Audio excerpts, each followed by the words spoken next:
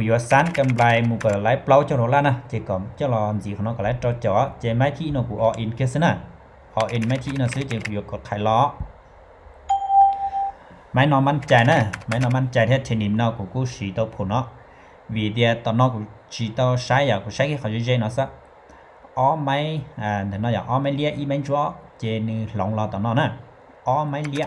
ó mấy chúa chế ó mấy lia nè cũng mình trả lên đời của thiết cột khai ó in thân thân ngầu đó là chế cùi vừa báo mày cầm lại cho báo cho đó là nè chế như giấy kho thì vừa xem này như xem cho ó bộ percent nó vì tiền như cầm lại ó bộ percent để cuộc họp bằng nè ok gì nó cho chúng ta tấm bằng nèสวยงานนะไม่ที่อย่าไปเที่ยวเที่ยวจุดไปเที่ยวเที่ยวเล่นก็ติดเตียนะเจถือว่าแต่ชิ้นเราไปหมดกำไรลอยย่อวันหนึ่งก็แล้ว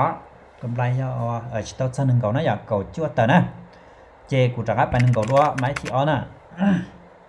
ไม่ที่อ๋อจะรับไปหนึ่งก็ด้วยย่อเตวินจะตันเป้าเกี่ยซ้อหายเตียเสียนะเจแต่ก็เสียถ้าขอกำไรอยากชดเทิมซื้อนะจะไปเหมือนกับคนเนี้ยไปต่อซื้อนะโอเคเลี้ยไปไม้จะกดซื้อนะเจ้าพอเตียนหนึ่งเลี้ยเราไปไม้อยากเทียนหนึ่งจานเก่ารุ่นเนี่ยหันเดินนอเทียเจ้าคุณจังเตียนไม้นอนหนึ่งเย็นชัวเตาเราไปนะเราไปลงไปกันนะไม้นอนยาไม้ที่อ้อซื้อนะยาวินจะไปตันเป้าเต๋อไม้ซ้อ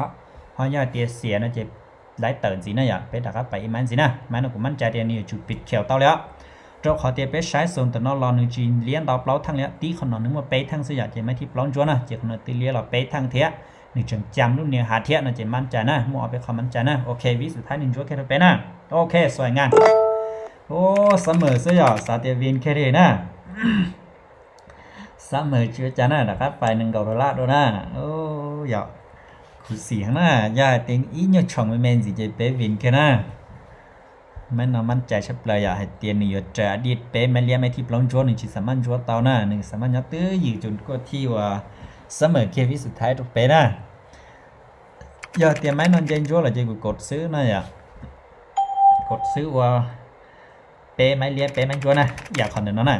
เป๊ะไม้จั่วเป๊ะไม้เลี้ยเจ้าของนั้นเป๊ะไม้เลี้ยจะเป๊ะไม้จั่วแท้นะมันใจดินเด้อแล้วเป๊ะล้วนใช้หนึ่งปุตเจอกันวิเคราะห์หนึ่งกูนะอย่าเตรียมหนึ่งเจ้านั่นจะถือว่ากูเทนินนะกูสีเตาตัวเป๊ะแท้นะถ้าเตรียมหนึ่งจีเวอร์นั่นจะเชื่อได้ชัดสีเดียวโอเคแต่ชิ้นนั้นหนึ่งตีละเลี้ยนะหนึ่งตีละเลี้ยนั่นสิคุณจังเดวิสุดท้ายหนึ่งจังเราปิดเขียวตัวเป๊ะอย่างโอเคแต่ชิ้นนั้นปิดหรอมั่นใจเดียวจุดปิดเตาเขียวนะไม่หนอนอนจังใช้อีโปเปอร์เซ็นต์เลยนะแต่ชิ้นนั้นโอเคสวยงามนะแต่ชิ้นนั้นชี้เท่ายี่แล้วนะอย่ากูลิงเงินยาหนึ่งก็จุดออสนะแต่ชิ้นนั้นชี้เท่ายี่จะชัวยาออดอลลาร์นะอย่าลินเดอร์ออดอลลาร์อย่าออดอลลาร์สีซื้อนั่นจะตื้อกำไรยาเปล่าเท่าดอลลาร์เจแต่ชิ้นนั้นถือเดียวกูกำไรยาเป๊ะเท่ายี่ดอลลาร์นะเจกูจะชอทันทีลินนั้นซื้อชิ้นเท่าไรอย่าไปออมไม้ซื้อนะ